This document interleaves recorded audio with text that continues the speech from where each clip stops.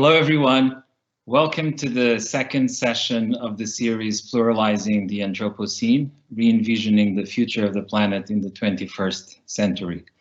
My name is Gonçalo Santos. I'm a social cultural anthropologist based at the Research Center for Anthropology and Health in the Department of Life Sciences at the University of Coimbra. I am also the director of the International Research Network Sci-Tech Asia. I will be the moderator of today's session with none other than anthropologist Anna Tsing. Hi, Anna. Welcome to Serralves. Thank you for inviting me. Before moving on to a more formal introduction of our distinguished guest today, I would like to say a few contextualizing words about the background of this online colloquium. Pluralizing the Anthropocene is a project curated by myself and my colleague Ana Luisa Santos, an anthropologist specialized in the field of human evolution, also based at the Department of Life Sciences and the Research Center for Anthropology and Health at the University of Coimbra. The project is a partnership between the Research Center for Anthropology and Health and the Fundação de Serralves, together with the Research Network Sci-Tech Asia and the Center for Functional Ecology, Science for People and the Planet, and the Department of Life Sciences of the University of Coimbra.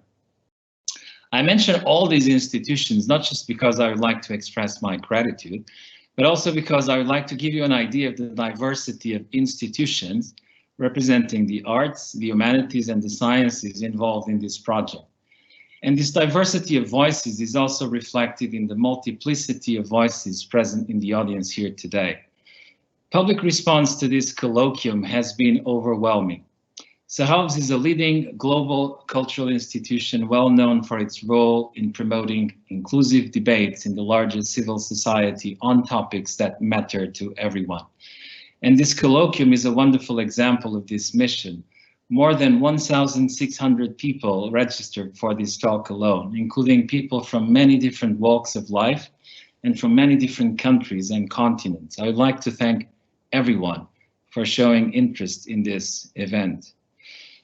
When Ana Luisa and myself started designing this colloquium many months ago, our goal was to create an open, multivocal, and international forum of debate on important issues that are not getting as much attention as they should.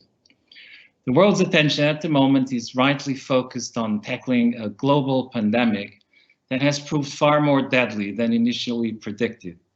But we also need to think about some of the underlying issues shaping the present epoch of increasing anthropogenic environmental uncertainties, of which the COVID-19 pandemic is only a byproduct. The world we live in is very different from that of our grandparents and great-grandparents. It's warmer, it's drier, it's more polluted, and if the trend of ruination continues, it is more than likely that we will compromise the livability of the planet for the future generations. The current production and consumption system has brought many benefits to a large number of people and populations around the world, even if with significant inequalities, but it has also led to unprecedented levels of environmental destruction and to a conjuncture of global warming and climate change with increasingly visible effects. The present decade, the third of the 21st century, will be decisive when it comes to addressing these issues and planning a little bit better the future of our communities before we plunge into a conjuncture of chaos, confusion, and rising inequalities, even more disturbing than what we are currently witnessing under the current COVID-19 pandemic. There are, of course, many people who are denying the relevance of many of these concerns. But even these people cannot really ignore ongoing debates on environmental destruction, climate change, and the future of the planet. These are the biggest challenges of the epoch we live in, the Anthropocene, or the age of humans. Let me just say a few words about the Anthropocene, though I think that Anna will also have something to say about this later on, to make sure that everyone is included in the discussion. The term Anthropocene, or Age of Humans, was coined by the late atmospheric scientist Paul Cruz in a conference sometime in 2000 to highlight the role of human activities in climate change.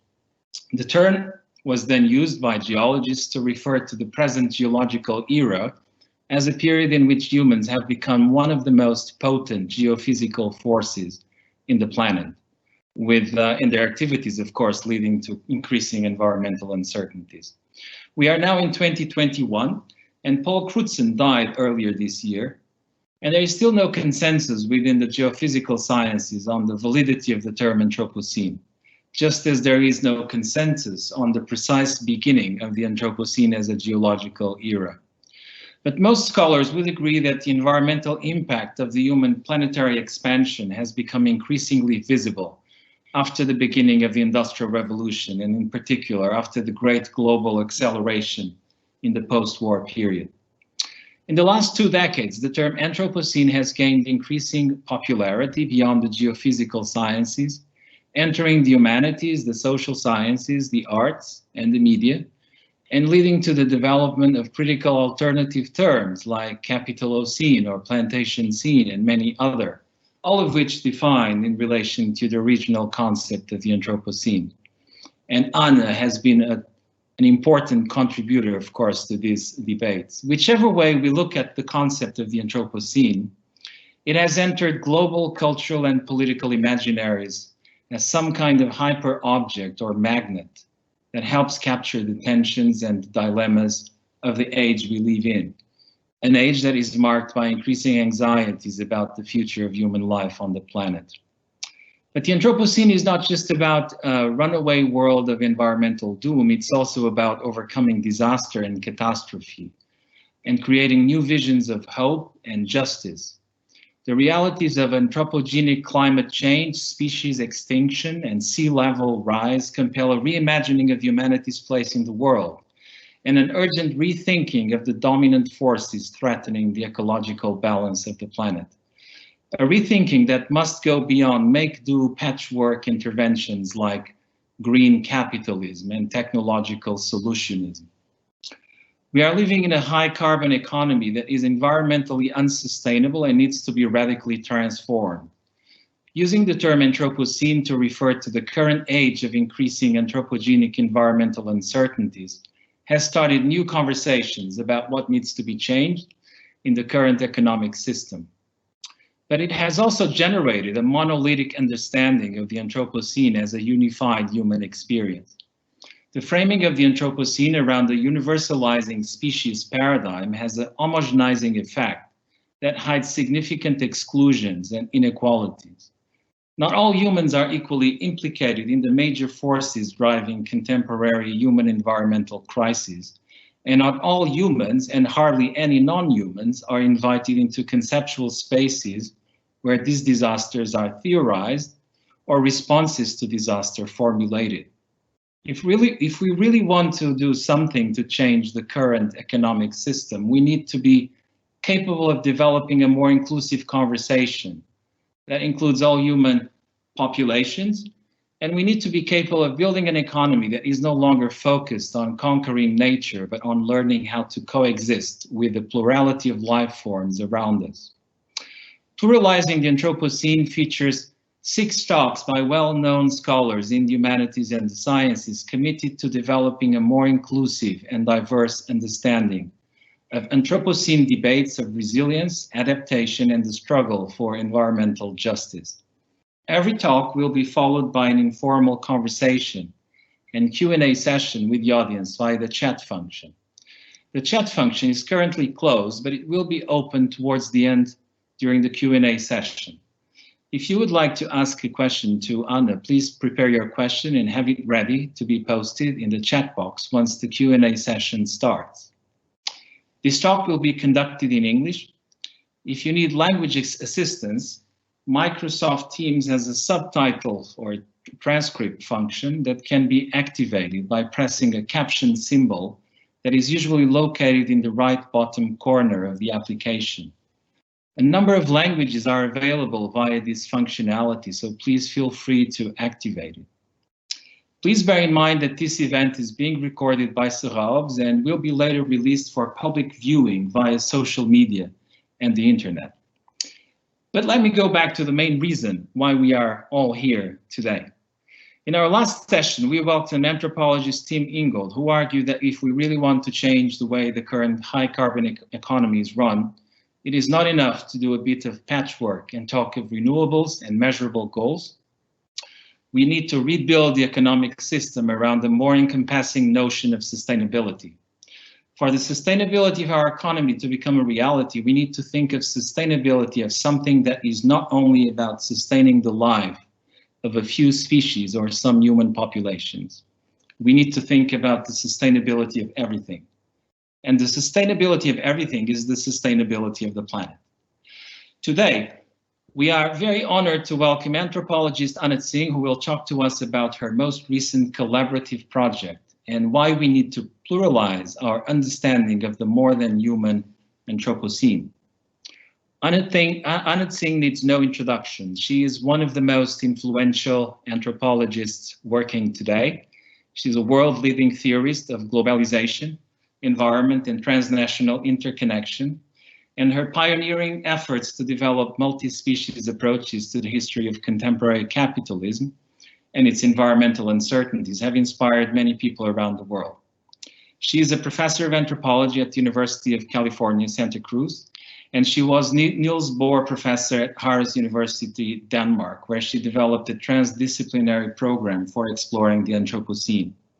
She's the author of several award-winning books, including In the Realm of Diamond Queen, Friction, an Ethnography of Global Connection, The Mushroom at the End of the World, on the Possibility of Life in Capitalist Ruins. This last book tells the story of contemporary processes of ecological disturbance through the lens of the Matsuzaki mushroom and its global commodity chain, making an important contribution to a multi-species understanding of the challenges of the Anthropocene.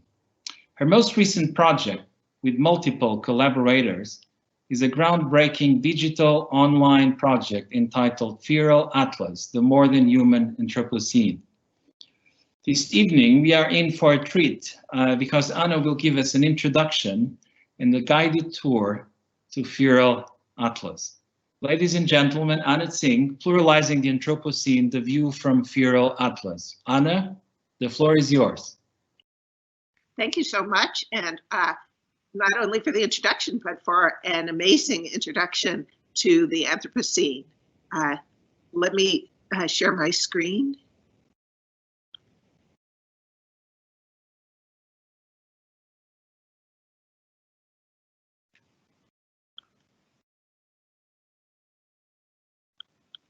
Oops. Can you see the screen? Yes. Oh, okay, great, thank you.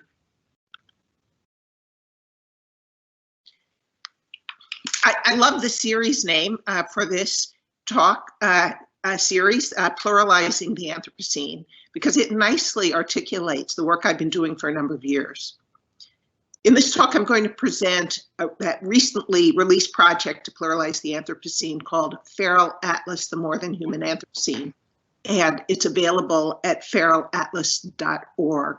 It's an interactive site full of visual material, but also field reports and scholarly analysis. I hope you'll take a look. Because I'm worried about crashing my computer during this talk, I'm going to present only screenshots copied on PowerPoint slides. These just can't show how the poetics pushes the science and the philosophy and vice versa. So please check out the site for the real thing. Feral Atlas has been a collaborative project involving more than 100 scientists, humanists, and artists, as well as digital designers, map makers, and more. This is the cover page you'll see at feralatlas.org before you press enter. On the left side of the page, you see our digital ecology, magnified images of otherwise unseen coronaviruses and the necrotic cells on the screen of your computer. Our project is devoted to showing you the non-designed effects of human infrastructures, including computers. Your computer was not built as a surface for coronaviruses, but there the viruses are. Feral effects are non-designed effects, stimulated by human activity, but out of human control. Carbon dioxide accumulation is a feral effect of fossil fuel burning. Proliferating avian flu viruses are a feral effect of commercial chicken production.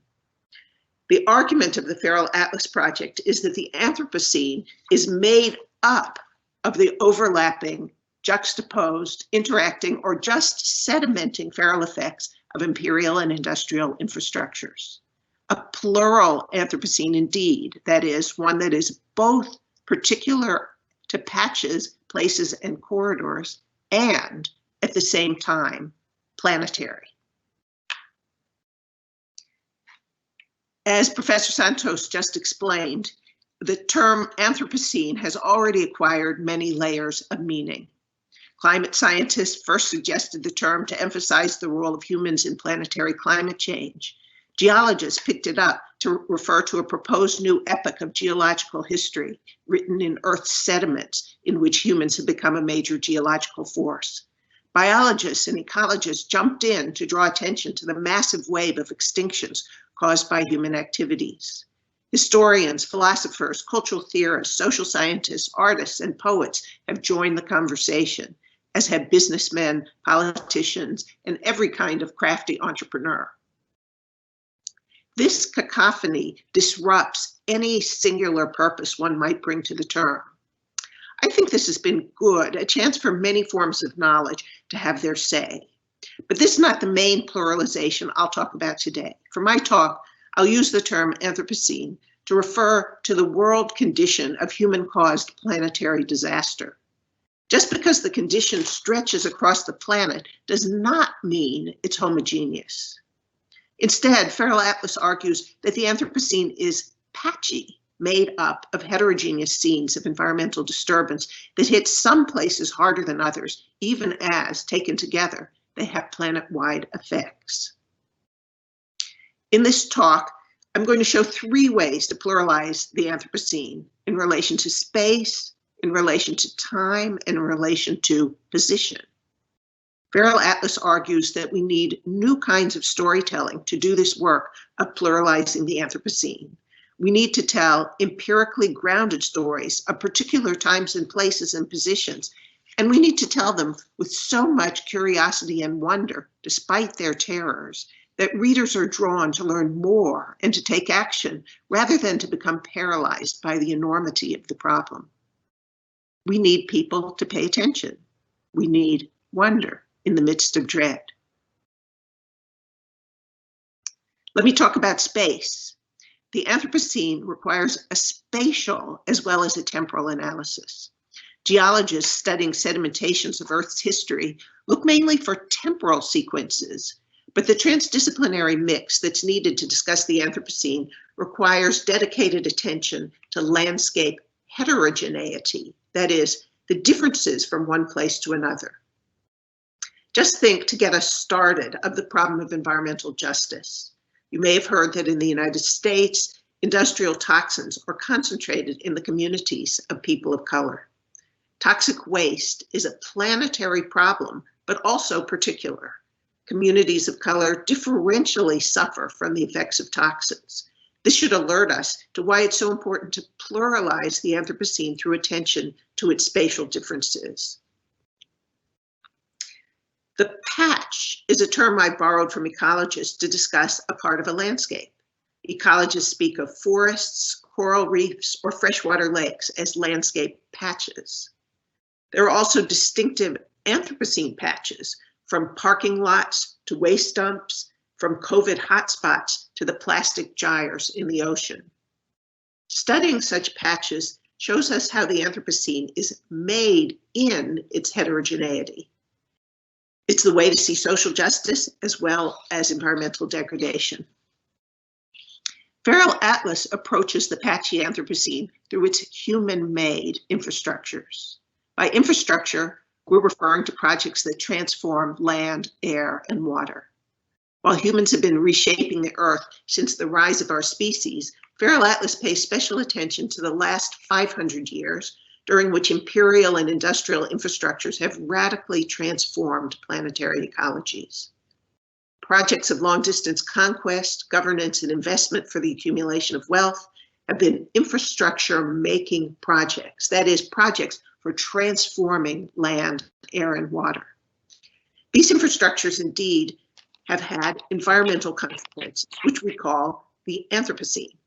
The Anthropocene emerges as some product of the feral effects of the imperial and industrial infrastructures.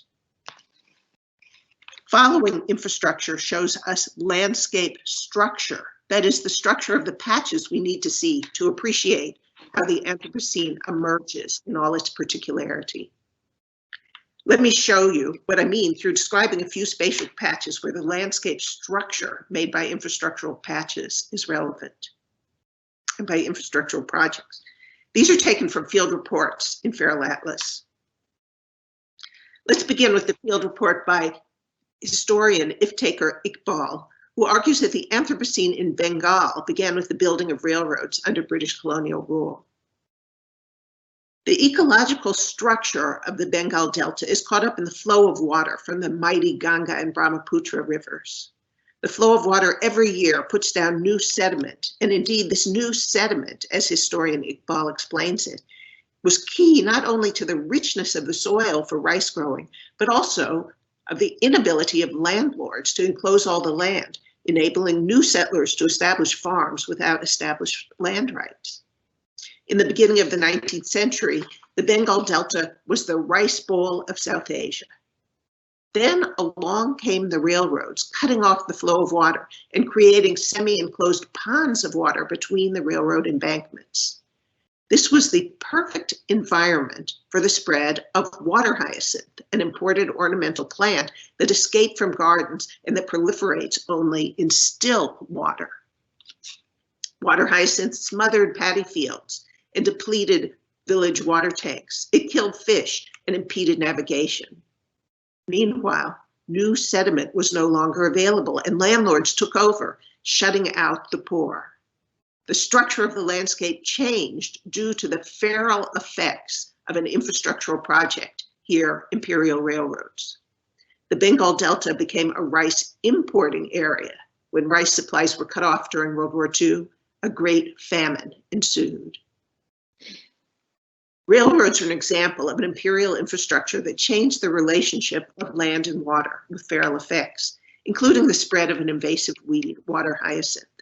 The landscape structure changed, forming new anthropogenic patches, here stilled water. We need to see such patches to know the Anthropocene.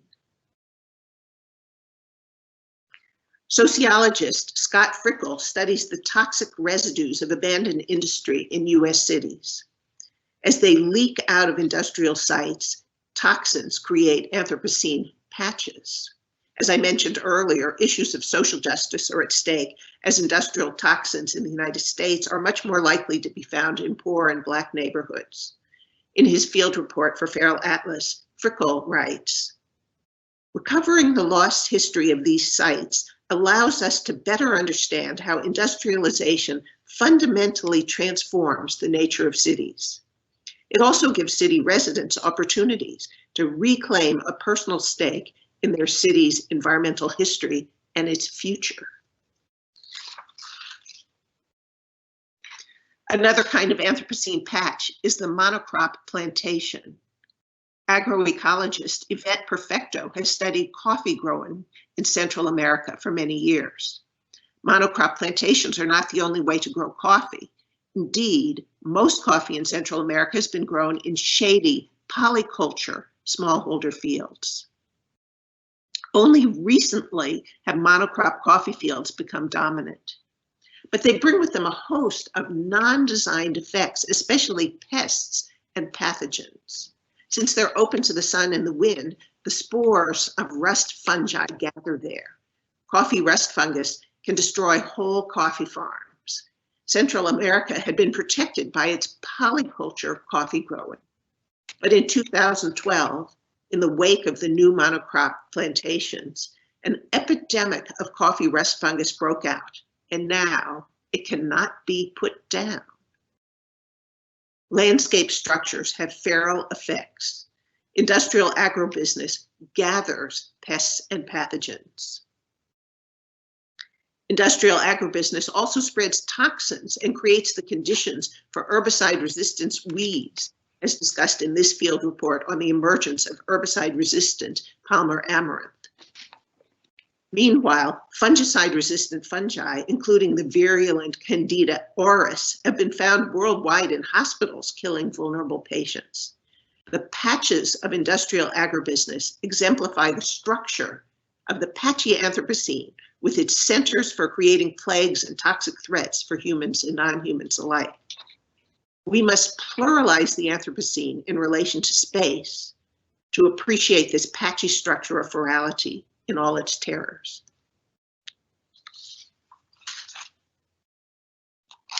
Pluralize the Anthropocene too in relation to time. We're most familiar with two ways of understanding time, the chronology and the period. A chronology means one thing happens after another.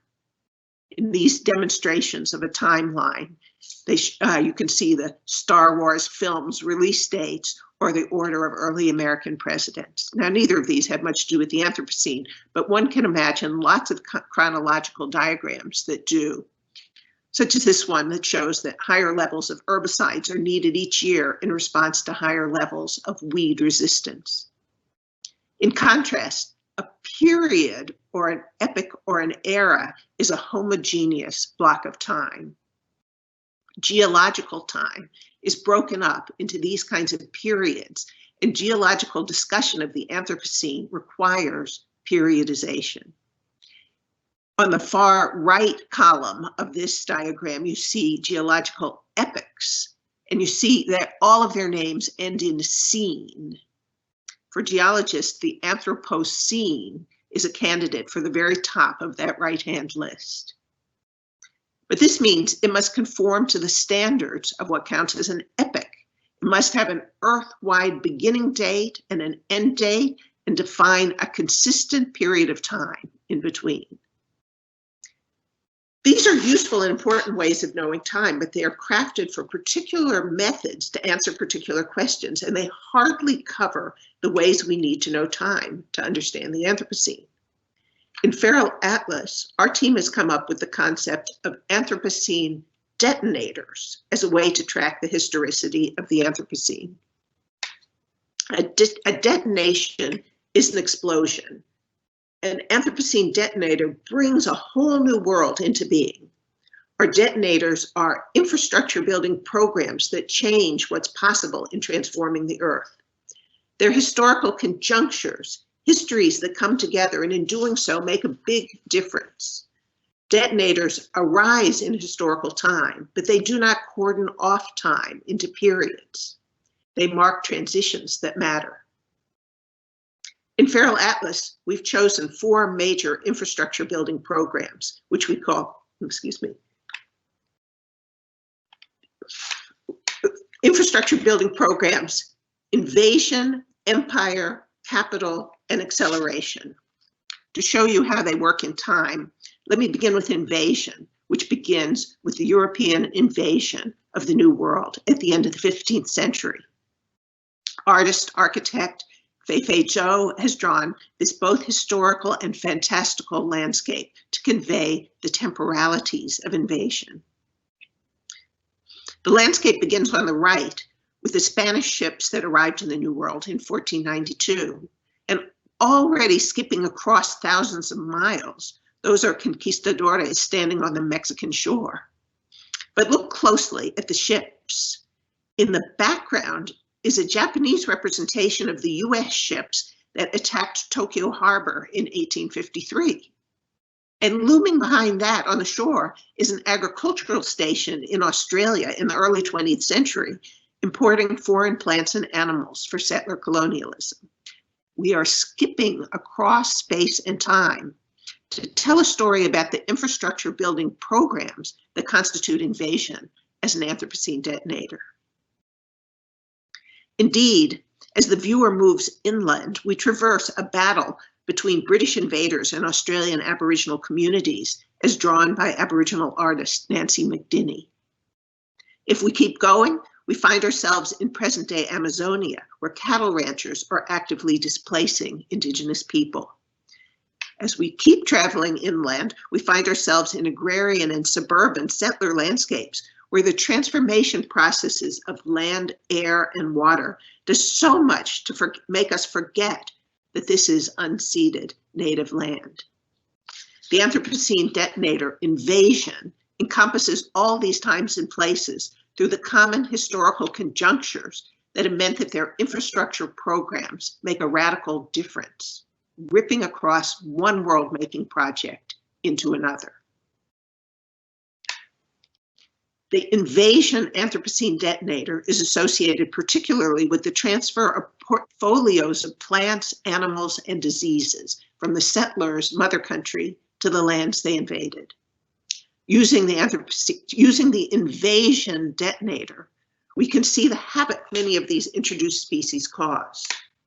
Feral Atlas uses these detonator landscapes as spaces of exploration. If users play around in them, they find hidden feral creatures, which then lead them to field reports, opening attention to the patches of the Anthropocene.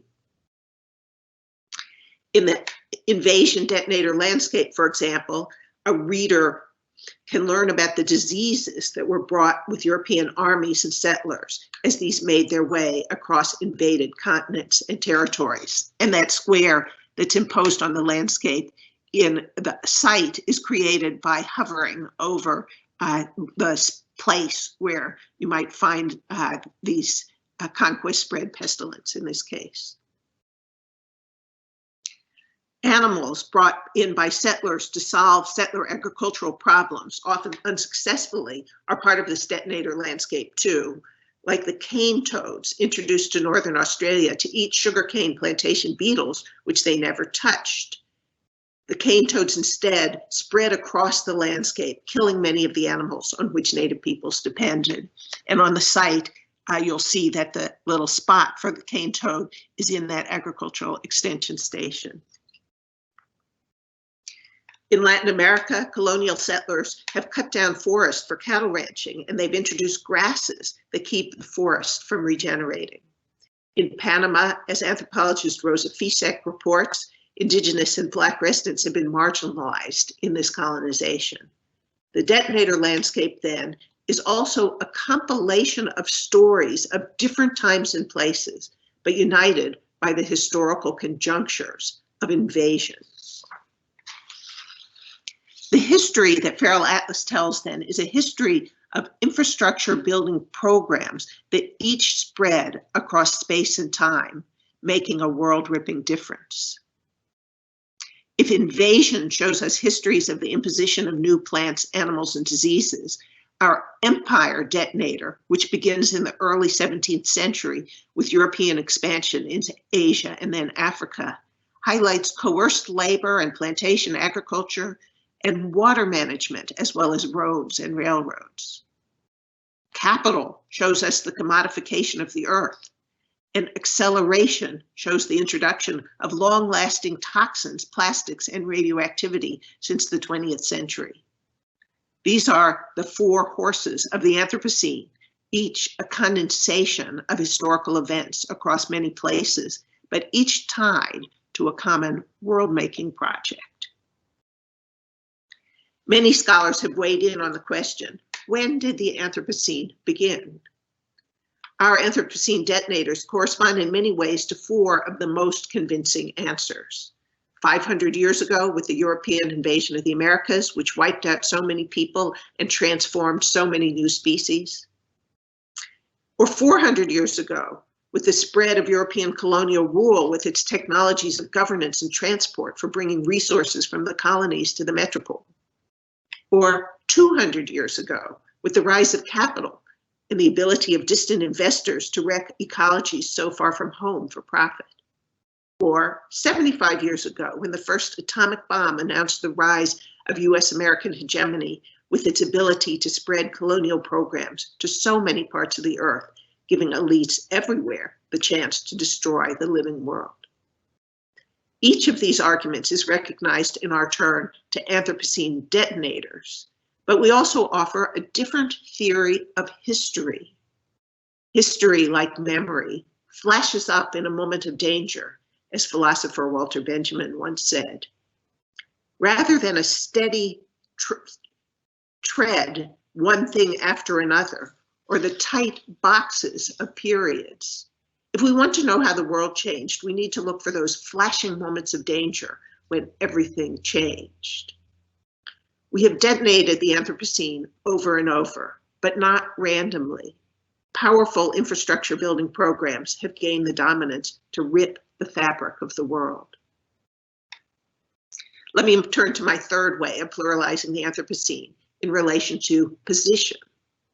If the Anthropocene is patchy, we need many kinds and positions of knowledge to learn its dynamics. Last week, I showed a film in my class about a town in Louisiana dominated by a petrochemical plant. More than a third of the Black children who live nearby have asthma stimulated from the pollution coming off from the plant. But a white spokesperson says he's never met anyone with asthma. This is because white and Black households are completely segregated in that town, and Black people live just where the toxic pollutants emerge. The white part of the same community is protected.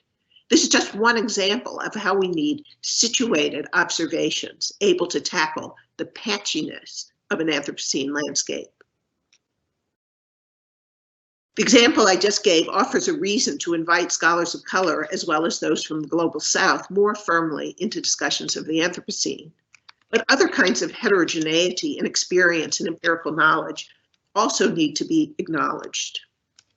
Indigenous communities often have a privileged perspective on what's going on at the active margins of the Anthropocene, where so much matters, and we can't afford to exclude this knowledge.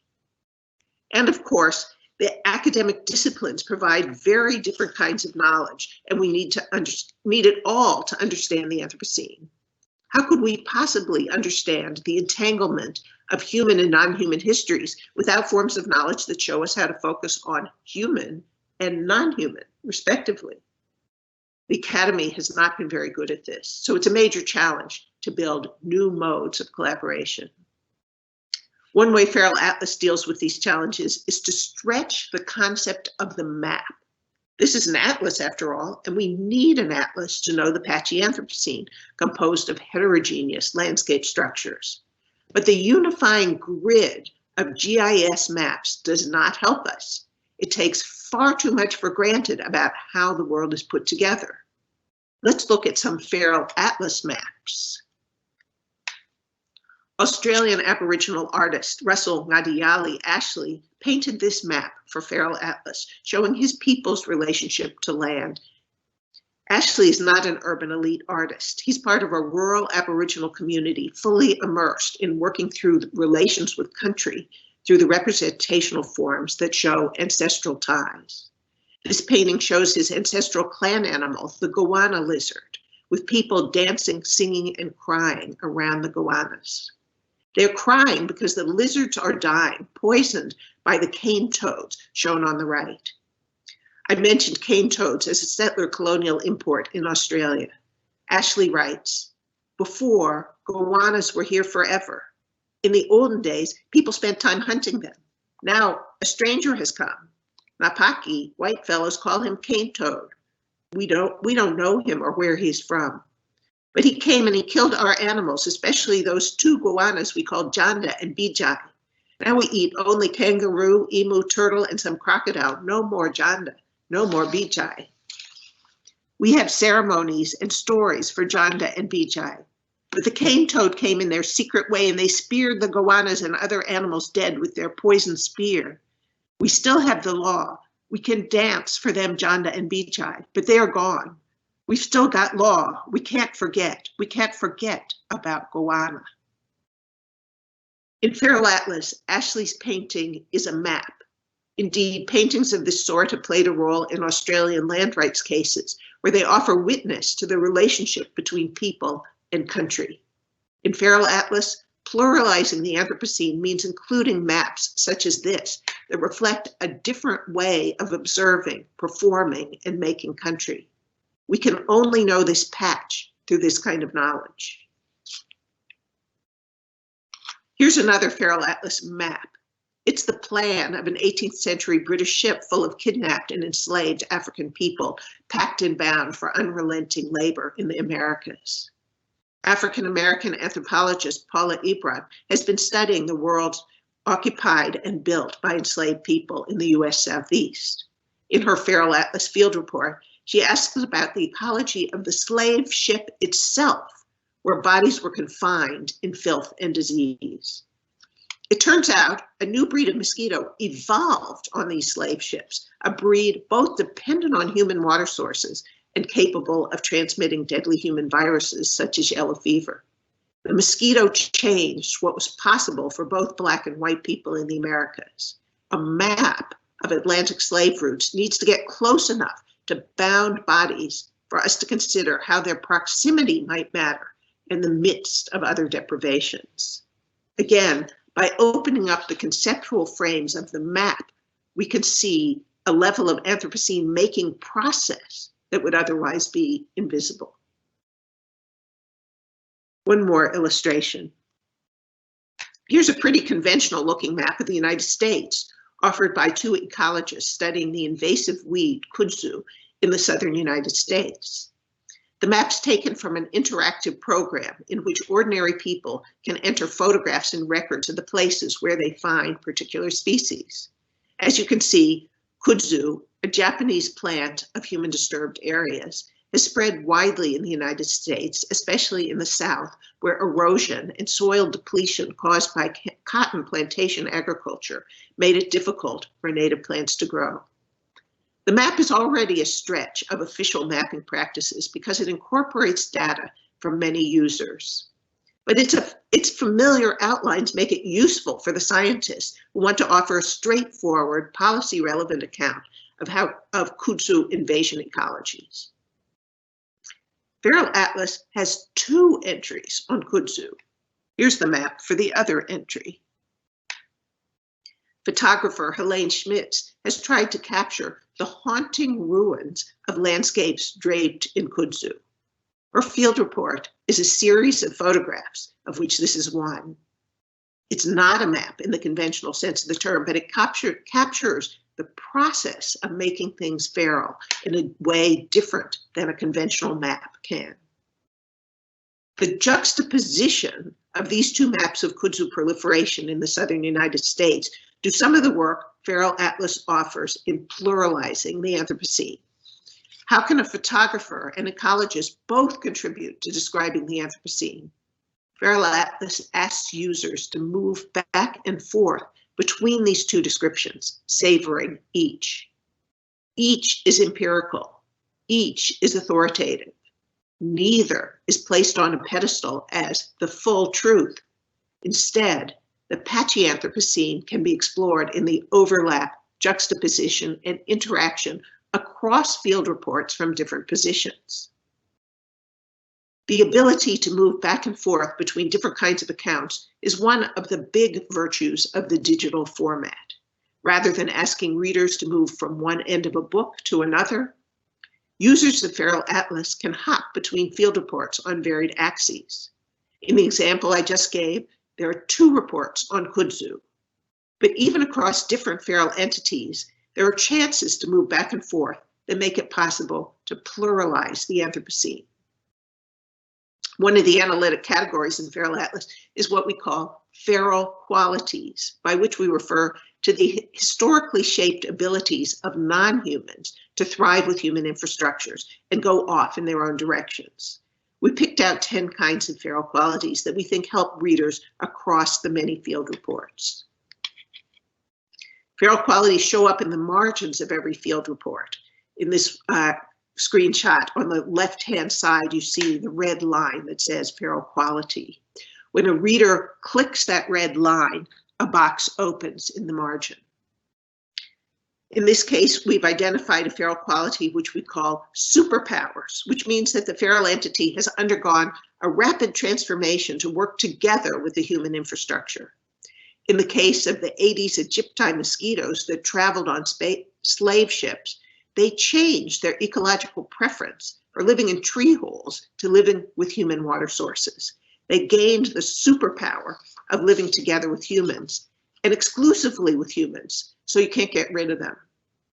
This superpower made them the terrifying disease carrier they remain today.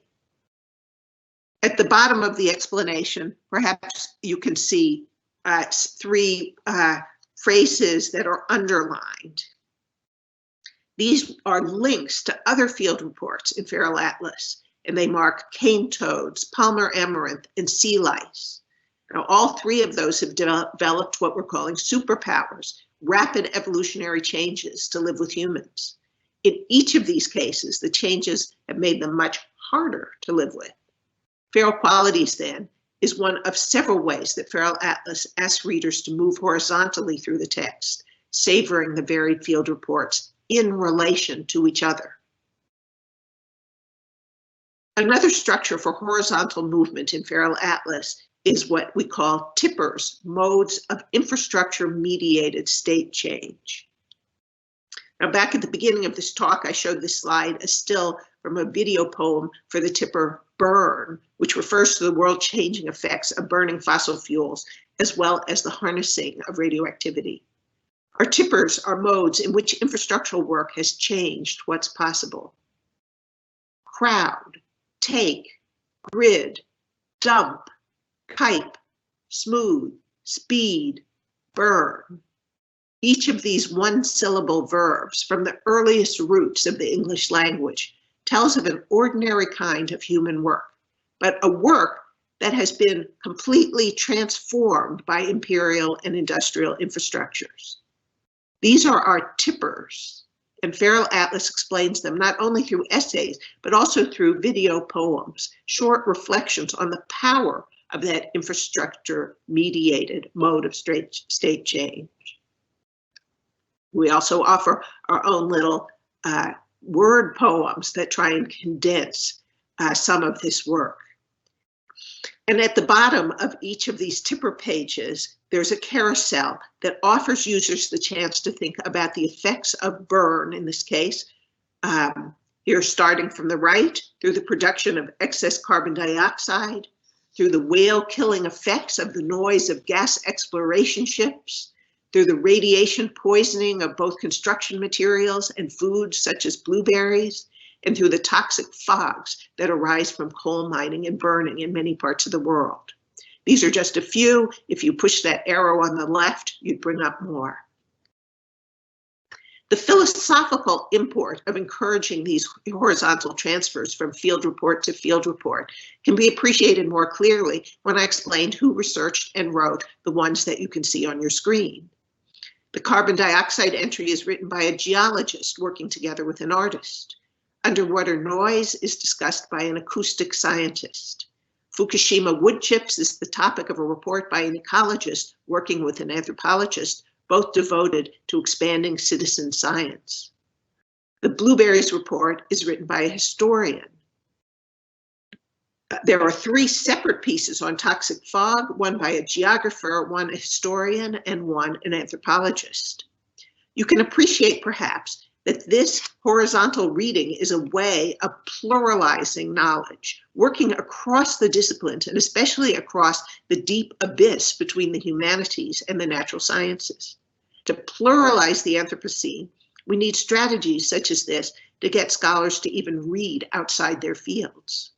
It is my fondest dream that Feral Atlas might help young scholars and students formulate new kinds of research projects that move beyond the constraints of their disciplines to explore curiosity at the intersection of human and non-human histories. But let me go back for a moment to Ashley's painting of sorcerer cane toads attacking goanna lizards. Anthropologists in recent years have stressed that a painting such as this is not just another perspective on a common world. Instead, it's a part of an entirely different world-making project, a project in which people and animals know each other as kin and each other's ancestors and descendants as part of common roots. You can't just add together a painting such as this and a GIS representation. They're parts of different and incompatible projects. How are we to pluralize the Anthropocene in the face of these discrepancies? Here's my thinking on this.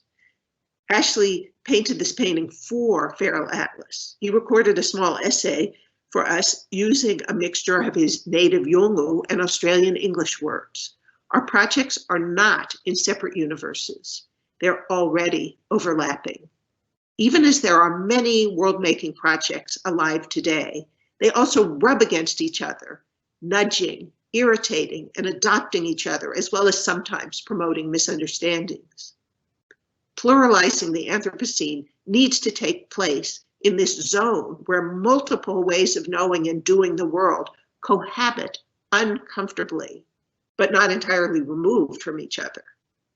If the Anthropocene is both heterogeneously particular and planetary, we need to allow the possibility of the space of uncomfortable and sometimes incompatible cohabitation. This is what we're trying to do in Feral Atlas. Pluralizing the Anthropocene is not a simple matter. The big science conventions that just add technical expertise without rethinking the project will not do. The humanities conventions of philosophizing categories without describing the world will not do. Instead, we have new challenges on our hands, challenges to work across deep differences in what counts as empirical work and even what makes up the world. In Feral Atlas, the digital arts are a medium for constructing a piled up assemblage of differences, including differences across space, time, and position. By assemblage here, I'm referring to a big, messy pile. In ecology, a species assemblage is just what happens to come together, whether blown by the wind, carried by birds, or growing from a local ancestor. There are no necessary connections, but the organisms themselves work out multiple connections. This is the kind of assemblage I find most theoretically good to think with, not the meaning of the term that requires a priori structure. Feral Atlas makes connections from within the pile, showing how imperial and industrial infrastructures give rise to feral effects, which in turn make the Anthropocene. This is our route to pluralizing the Anthropocene. Let me end with a coda on COVID in Feral Atlas. We turned in copy for Feral Atlas to Stanford University Press, our publisher, just a year ago today. At that point, we asked if we might add something about the pandemic, but the press said no. 2 months later, realizing what a big deal this viral plague has turned out to be, they said, go ahead. But they only gave us a few weeks to get the final copy. I was panicked. But it turned out tons of people wanted to write about COVID for Feral Atlas, and we ended up with 7 separate field reports on the COVID crisis, and from very different angles, and this in about 3 weeks. We have a poem on police brutality, a scientific report on species shifting companions, a discussion of livestock farming in China, and much more. Here's the map for one field report, which traces the car part supply chain in relation to the early cross-continental spread of the virus. Our map, again, is a diagram that gives us a good idea of the extensive range of the supply chain. Note 2, there's a little critter drawing on the lower right, which represents a protein folding view of the corona spike protein, rather than the nubby sphere we've become used to seeing. That drawing was an experiment in getting our audience to pluralize, in this case, to take note of the fact that representations are just that, representations, rather than things in themselves. There are many ways to know through representations, and too easy a recognition of likeness can get in our way as we attempt to pluralize. So let me leave you with that not so familiar illustration of a virus that's become all too familiar. I hope that this talk has worked up an appetite to play with the site, even though I didn't have the internet confidence to show it to you. I hope that you'll walk away thinking about the feral effects all around you, and that their curious particularity leads you to pluralize the Anthropocene. Thank you.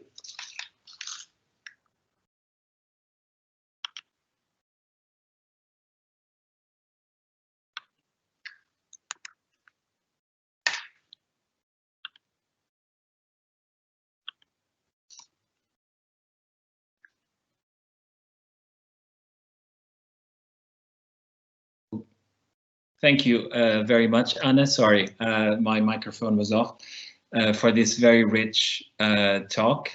And I hope that all of you will get the chance to explore and browse the Feral Atlas website, because it's incredibly rich and visually stunning. I would say far more than than a book publication will ever be able to achieve.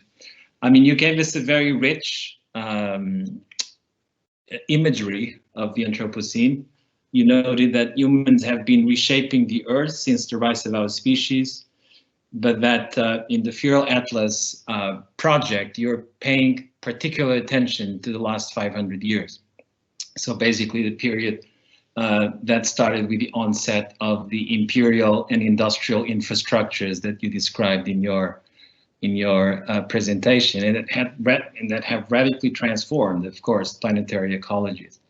You talked about projects of long-distance conquest, governance, and investment for the accumulation of wealth as infrastructure-making projects, by which you mean projects that transformed land, air, and water. So you remain very closely at the planetary level. These infrastructure-making projects were meant to support conquering visions of growth, resource extraction, dreams of development, progress, and modernization as well, I suppose, that took different shapes in different periods in time. But they also had unexpected, non-designed environmental consequences, what you call feral effects, stimulated by human activity, but crucially, and this is very important, I would say, out of human control. And out of human control is important because dominant accounts of history in the last 500 years emphasize human control, emphasize the agency of humans in the making of their own history. The Feral Atlas perspective focuses instead on assemblages that are far more complex and whose making has effects that are not necessarily within human control. These effects, you also say, that are not homogeneously distributed in space and time and are differentially experienced depending on one's position. The Feral Atlas project helps us understand the Anthropocene in this sort of more pluralistic and heterogeneous manner. It helps us visualize an Anthropocene that is both particular to patches, places, and corridors. I think this is your expression, and at the same time planetary, which is to be distinguished from global. Planetary as referring to the planet. I use the term visualization because it strikes me that the Feral Atlas project is a wonderful technology of visualization of the Anthropocene. The way that the online platforms allow you to construct different layers and to connect different layers of knowledge and different imageries as well, allow you to develop connections that you would struggle to sort of create if you were just circumscribed to the usual register of the book format. But I can imagine also that there must be a lot of challenges involved in developing an interdisciplinary project like the Feral Atlas. I mean, one element of the pluralization that you were talking about is the need exactly to develop collaborative forms of knowledge production across different fields and areas of knowledge. And you have been involved in interdisciplinary collaborations for quite some time. You mentioned in your presentation that Feral Atlas involved something like more than 100 scientists, humanists, and artists, and many other people. And I wonder if you could share some of your experiences of the negotiations shaping this interdisciplinary work and why you think interdisciplinarity is so important to cope with the challenges of the Anthropocene. Thank you. Maybe it's a good moment to call out my co-editors, just so their names are out here in the air. Jennifer Dacre, Alder Kellerman Saxena, and Feifei Zhou were the co-creators, along with this much larger cast of people. And I could never have done a project like this without the help of so many folks working together. I think at the heart of the challenges of collaboration is the great separation between the humanities and the natural sciences that has plagued intellectual thought for a couple of hundreds of years, since the time that Enlightenment kinds of knowledge convinced people to treat non-humans as if they were, in some sense, lacking the ability to do anything. They were just passive playthings of humans, while humans were characterized by free will. And that dichotomy between the free will kinds of beings, that's humans, and the non-free will kind, has created incredible havoc in figuring out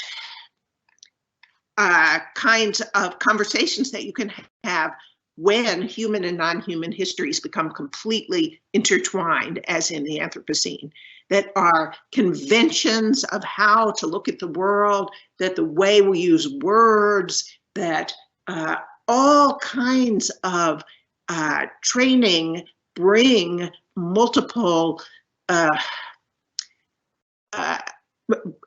dichotomous ways of doing things, so that institutionally and professionally, it's still incredibly hard to traverse that divide.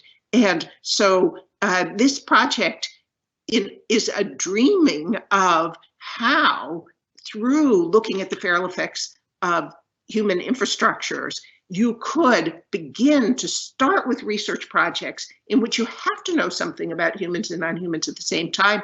You see that category, feral qualities, where we want to argue that non-humans are historical actors, that they're changing in many cases in the same kinds of timelines that humans are in order to adapt to human infrastructures, so that we have to see these histories as working together rather than separately. And it's why collaborations that just say, oh, you social scientists do this and we natural scientists will do this, it is not enough to study the Anthropocene, that we really have to come up with kinds of research foci that are defined across those disciplinary divides. I mean, I'm just talking now about the disciplines, that I haven't even gotten into all the other kinds of pluralizations that go into collaboration, but that one's big enough that it's a huge and important new challenge facing us to work across that divide, and not easy at all. And let me say, I think Europeans are better at this than North Americans. That in my experience in the United States, natural scientists rarely want to have a conversation with humanists and social scientists, but in Europe this is not true. And so that's why this time I had working in Denmark was so important to this project, to see how this could be done. And I think we'll hopefully come up with an example that the Americans will have to pick up on too. One of the ways that you urge us to pluralize the Anthropocene is by looking at time. And of course, you mentioned, even in your response now, histories, the history word for quite a few times. You have this wonderful expression, Anthropocene Detonators. What a great term to talk about moments of time, disruptive moments of time in which important changes occur and that stay on. They not necessarily accumulate, but they stay on and keep on having lingering sort of effects. How does developing a long-term historical understanding, and especially in Feral Atlas, you're talking about 500 years, right? Of, how does this sort of long-term historical understanding help us understand the challenges that we're facing today? I mean, the last Anthropocene detonator that you mentioned goes back to the Second World War. So it's really the atomic bomb as the symbol to capture that explosion. It's actually a literal detonator in this case. And that was like 75 years ago. Are there more recent detonators, for example? Would you say? That's a great question. I think this concept of detonation, like most analytic tools, you have to figure out maybe what it's good, what kinds of things it can usefully address. that I don't know with more recent detonators. Well, let me say that within the detonations, there's multiple kinds of temporalities going on. So maybe that's a good place, a better place to start. And so which ones of these should count as detonators is completely about the kinds of question that you want to ask.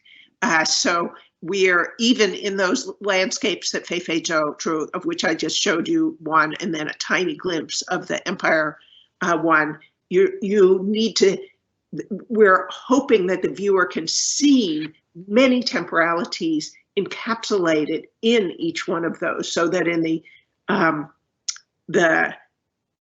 invasion landscape, we see the temporalities of grass growing in the Amazon that's pushing back the forests, and of sugarcane plantations in Australia, in which cane toads are introduced as part of that history of diseases, which were introduced perhaps in particular places with European invasion, but then took many years to spread to different patches, so that in some places, Native Americans well into the late 20th century were getting these diseases for the first time and having a very difficult time with them. So that there are multiple temporalities encapsulated within one of these detonators. I think that's a way to imagine. I mean, I could play with other detonators, but I think this other question is more important, of the ways that in order to appreciate time, we need to see all of these different kinds of temporalities of humans and non-humans that get entangled with each other. I loved your reflections on positioning, or in the margins, and I loved also the way you pointed out how academia, and that includes, I suppose, the big science as much as it includes the humanities, have been doing a pretty bad job at incorporating sort of forms of knowledge that are not considered to be authoritative enough. Perhaps they are too mundane, not sophisticated enough. And you urge us to sort of develop new forms of collaboration beyond the interdisciplinarity, also collaborations with ordinary citizens, including populations living in marginal areas. Have you envisioned, or are you considering opening up the Feral Atlas project to interactive mode, to rely on the contributions from citizens all over the world, field reports, citizen science? It's our dream to have a sister site. So this Feral Atlas, because it's published by Stanford University Press, is closed because that's the publication agreement that they wanted to work with us. But our goal would be, and you know, let me appeal to the audience for your help too, to have a sister site in which just that kind of ability to post, you know, feral stories of many sorts might happen. That I believe Feral Atlas could be used as a teaching tool, and that classes could be developing little sites that showed the research that they were doing, that scholars at many levels might bring in their results. So while we don't have anything up and running at this moment, we would very much like to have something like that. I would start opening up for questions from the audience, Anna. Perhaps we could, if you could also share some reflections on, are Anthropocene Detonators effects reversible? How can we reverse the feral effects of Anthropocene Detonator? Yes, how can we make, as my colleague Donna Haraway put it, how can we make the Anthropocene as short as possible? Yes. I think That's a great question, and that the first thing involves not that part of the kind of moment of modernization, the appeal of the story of modernization is that we believed developers and boosters that the kinds of things they would invent would just do the things that they wanted them to do. That if you built an office building, it would just be an office building. If you built a rocket ship to the moon, it would just be a rocket ship to the moon. I think the beginning of it is to notice that these dreams and plans have many feral effects. That this is particularly important for the geoengineering projects that want to come up with a technical solution to the Anthropocene by throwing iron filings in the ocean, by creating giant, carbon dioxide filters, that all of these projects will have feral effects. And it's also a sense that the bigger the scale of the project, the bigger the scale of the feral effects. So we need to be very careful in thinking about how these infrastructure projects affect the world. I also think it's incredibly important to hold on to and nurture spaces of what you might call Holocene fragments. That's a term by my colleague Zachary Capel, who's argued that if we have a spatial analysis of the Anthropocene, we should also see places where, like a forest or a freshwater pond, where you see a lot of Holocene, meaning humans are part of it, but not in the way of blocking the resurgence of ecological relations. So we need to hold on to those as much as possible and refuse to allow them to be plowed under into these great Anthropocene projects that deny their own feral effects. Many viewers are curious about the term feral. They want to know, Marco, for example, asks, I wanted to ask if you could say a few more words about what specific associations and meanings you wanted to convey by using the word feral rather than other possible alternatives, such as simply unwanted, non-designed, chance, and so forth. So feral. So feral means something different than those, but we have crafted it to mean the non-designed effects of human infrastructures. Feral in our project refers to the activities of non-humans that get involved with human activities, but go off in their own ways. It, of course, comes from the more classic meaning of the term feral, which refers to a domestic animal or plant that gets away and goes off and lives by itself without humans having anything to do with it. We've extended that to refer to a whole variety of ways that non-humans could interact with non-humans. Humans. One of the ways this is really important is that feral effects can be beneficial. In fact, we would not be alive without feral effects. That if you cut down a forest, the forest comes back if you don't do anything to block it. That's a feral effect.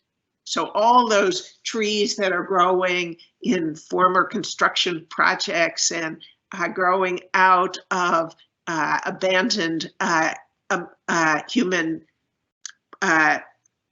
projects, those are feral effects. We cannot live without feral effects. But the Anthropocene forces us into an examination of a particular subset of feral effects, that is, those involved with imperial and industrial infrastructures that are causing a lot of problems. So in Feral Atlas, we have a number of field reports of beneficial feral effects, or ones that from some people's point of view are not so good, but from other people's points of view are. That, for example, anthropologist Jacob Doherty has written about the marabou storks that live in waste dumps in Uganda, and he argues that for the people who are collecting recyclables there, those storks are doing them a real favor. They're picking away the organic garbage and revealing the kinds of recyclable materials that are underneath. So not all of feral effects are bad, and they're rather, and that calling that, you know, I try and use this word non-designed rather than unintentional, because it's really hard at this point to claim that carbon dioxide production is an unintentional effect of fossil fuel. Everybody knows it at this point, although, but it's still not part of the design of a motor to be creating this carbon dioxide. So I hope that addresses some of the issues around the term feral. Yeah, I have to say lots of people are writing, expressing their wish to contribute to Feral Atlas. And so they're looking forward to the mirror site that you mentioned a while ago. We also have a question from Ellen Kvalbzik from the Arctic University of Norway, who asks, I have just started to explore the Feral Atlas, and as both a biologist and social scientist, I must say this is a fantastic way of mapping a type of complexity that in many cases feels overwhelming to people. I will definitely use it in my classes and refer to it in my own research.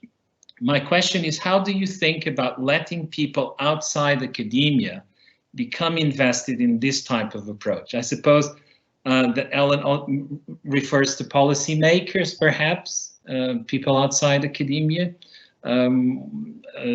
civil society organizations.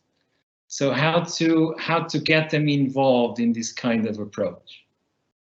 Well, part of the reason we used the kind of magic that the digital form allows us was to try and pull them to create an audience beyond academia, so that all those people, including young people who perhaps have not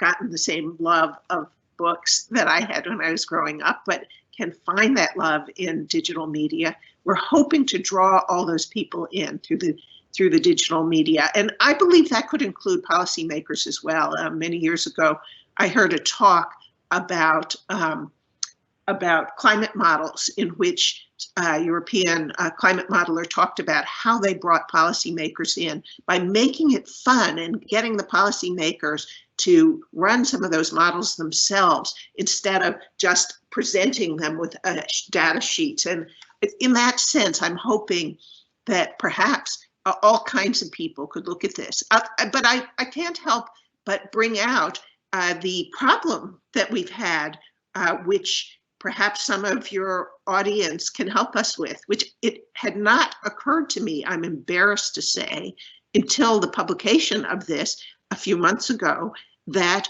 the site is, which also has all the qualities of a book in it. There are many essays that are intended to be of scholarly quality about how to interpret the Anthropocene.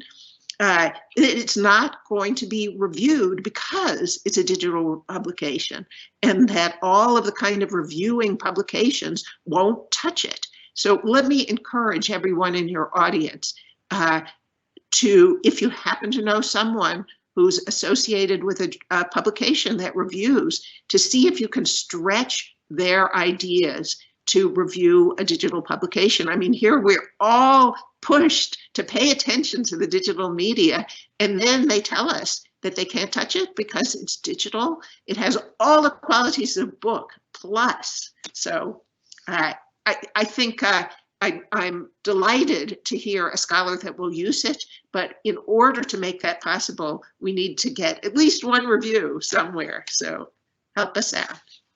We have a question from Wei, who says, thank you so much for this talk and all of your work, Professor Tsing. I'm curious about what you think of the Perseverance landing on Mars.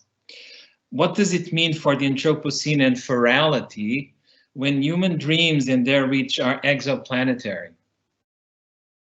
Thanks for that question. I think of the fantasy of moving life off the Earth as something that comes out of the 1950s. That is, that era of such a hubris that humans would conquer everything, and that moment when the crystallization of the power of humankind to overcome nature was strong. And so it's extremely disturbing to see the ways that it has come back to us now in a denial of the interdependence of life on Earth. That the only way that humans can do anything outside of the Earth is to make use of all of the ecological interconnections on Earth as the umbilical cord that cannot be broken with extraplanetary things. So the fantasy of extraplanetary life in which you can destroy the Earth and then save everything worth saving on another planet is, to me, a sign of the ridiculousness of the kinds of ideologies that we're exposed to that ask us not to pay attention to the interdependence of life. It turns out from every biological and ecological source that we cannot exist as a species without many other species working with us, that we cannot digest our food without a whole set of bacteria that lives in our intestines, that we are already inextricably tied to a set of ecological relations. So the fantasy of removing us from all ecological relations, which is the fantasy of life on another planet, is a bad sign, in my opinion, of how elites are trying to play down the terrors of destroying life on Earth. Okay, Humberto Martins asks about the responsibility of science, and particularly anthropology in the Anthropocene. Do you have some thoughts on this? The responsibility of science in the Anthropocene. I suppose also in feeding those ideologies that you are talking about, of going to Mars, for example, as the next step. It's possible. It's the next frontier. Well, I've already talked about, of course, the long history of separating the science of humans from the science of non-humans. And I think that's still very much with us. So I'd rather think of that responsibility in terms of a challenge rather than of the challenge of where we could go. That I believe that there is an anthropology that moves us into recognition and curiosity about those interspecies relations in which we're definitively entangled, and about the ways, the geologies, the ecologies, the climates that humans and non-humans make together. So I think of it more as a set of challenges ahead of us, rather than just as a set of weights that pull us down, which of course it is too. Rodolfo Almeida asks, Anna, you mentioned some limitations of GIS and other data representations to address the plurality of the Anthropocene. I'm curious about how the use of data visualization in other medium, classically associated with science communication, could potentially enhance our understanding of hyperobjects through a non-human lens, since these are areas with a great amount of measurable data on these phenomena. How could we visualize data in a non-human way? A bit of a wild question. Yes, it's very interesting.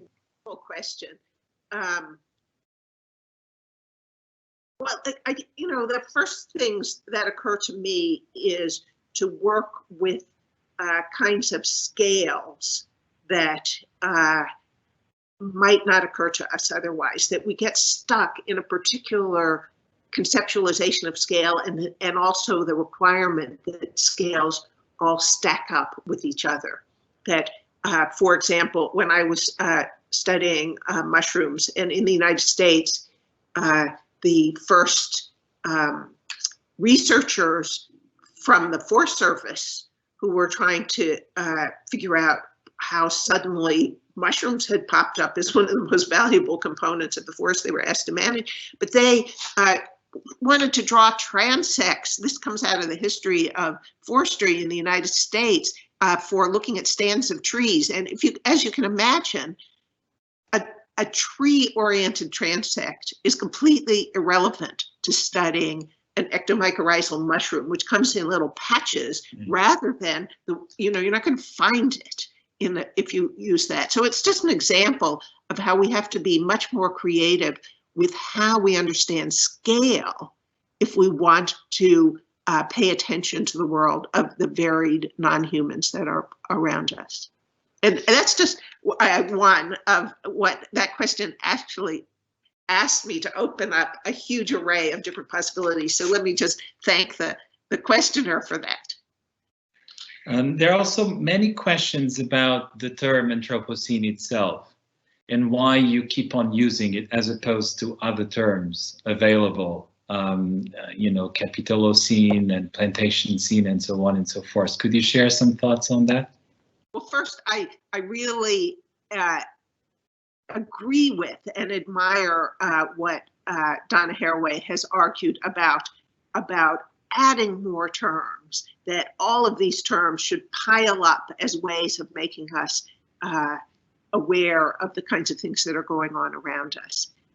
So I am very much in agreement with that. I use the term Anthropocene not because I'm unaware of the criticisms of it, but because it's an umbrella term that is the only term that will work in my dream of pulling together all kinds of folks who should be concerned across the sciences versus the arts, across Indigenous people and settler communities, across the global North and the global South, that we need that term to make that conversation happen. And I think it's back to the responsibilities of anthropology and the sciences. It's our responsibility to expand that term rather than to throw it away, in my opinion.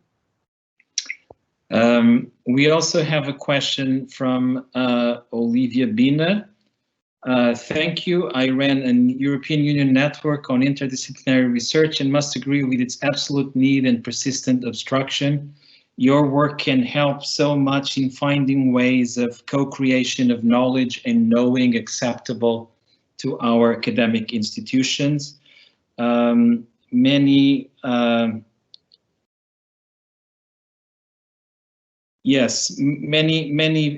viewers also ask about the role of your concept of assemblages. If you could clarify a little bit more what you mean by the term assemblages and in which ways are you using it? I'd be delighted to. I think the term assemblage has been used in many different ways, and the concept of assemblage I find most theoretically useful. It draws in many ways from ecology. So if you have a ecological species assemblage, like in California where I live, in oak madrone woods, has a lot of oak trees, it has madrone trees, it has certain kinds of underbrush with it, but these are not functionally attached. They just happen to be a common way of growing together. It happens that oaks and madrones like somewhat common kinds of places to live. Certain kinds of animals or birds will be found in that place. So my assemblage, which I called it a messy pile of junk, it's all the things that happen to be there. And that then the interconnections with them are exactly the point of the analyst, is to figure out, it's not that they're not related, but you don't know. You have to be curious to figure out how these interconnections are made. That a certain number of social scientists and cultural theorists have started using the term assemblage in English, referring to what Foucault called a discursive formation. I am a big fan of Foucault's concept of discursive formation. I don't want it to be called an assemblage. We have a perfectly good word for that already in the discursive formation. That is a set of institutions and ways of talking about things that are linked to each other. That there's a logic and a structure that puts those things together. That's the discursive formation. I would like to hold the term assemblage for something completely different, which is that that pile of stuff through which connections do indeed emerge, but they're not an a priori set of structural connections. I would like to go back to the question, perhaps the last question, on how to keep the Anthropocene short. United Nations Secretary General Antonio Guterres told the United Nations Environment Assembly on Monday that 2021 is a critical year to reset our relationship with nature, he said. He went on to make a lot of comments, invoking also the Anthropocene and so on. What are your views about this resetting? Do you think that in the coming years we're going to see more and more international organizations like the United Nations trying to set up a framework and drawing on work like your own and so on to try to change the way the economic system is run? Or do you believe instead in change coming from below, from people that feel, that demand change, that encounter obstacles, that encounter situations of environmental injustice and so on? So what are your views on this? I think we're in enough trouble that I wouldn't reject initiatives big and small, coming from multiple kinds of places. I think one of the disappointments to me about the response to the pandemic is that, I mean, you know, I can't wait to get a vaccine, don't get me wrong, but by being so singularly focused on the vaccine, that's that techno fix, that nobody has paid attention to the kinds of world-making things that we do, in which we're creating a world not only for the emergence of new kinds of virulent pathogens, but that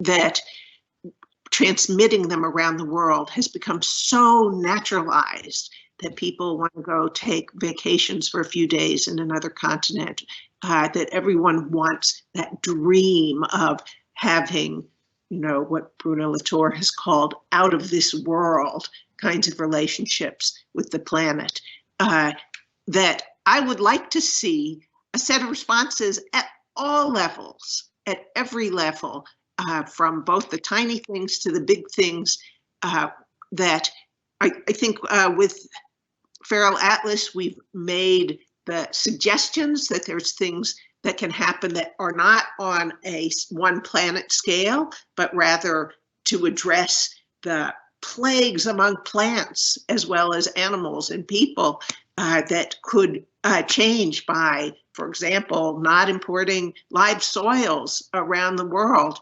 as if people didn't have their own soil, but just for the profits of a few.